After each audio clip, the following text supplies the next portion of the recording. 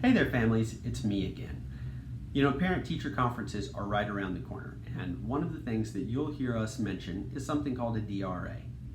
I have to admit, as teachers, we tend to throw a lot of numbers and terms at parents without always doing the best job of explaining what we're talking about. So I wanted to take a couple of minutes today to try to demystify what a DRA is, so that when we meet, you'll have a better understanding of what we're talking about and what that means for you as you try to help your own child at home.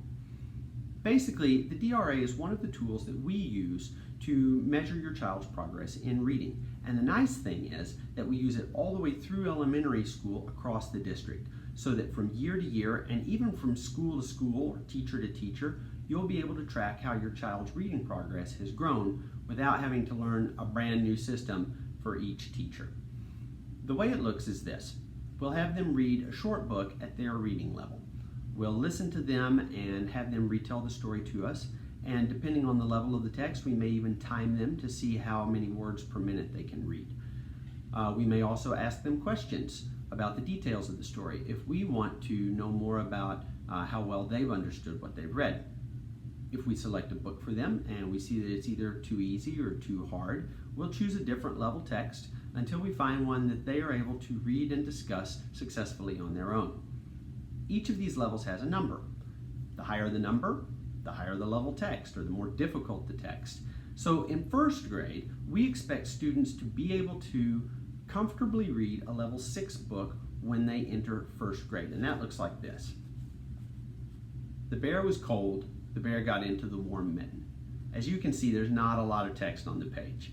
There's a nice big illustration to help the kids understand what's happening on that page. There are repeated words, the bear, pretty basic stuff. This is where we expect them to be able to enter first grade reading successfully.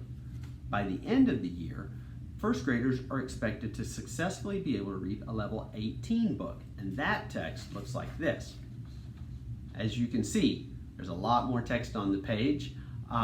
It's smaller.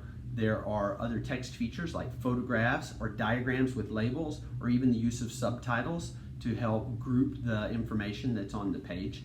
And so, as you can see, that's a lot of growth in 1 year.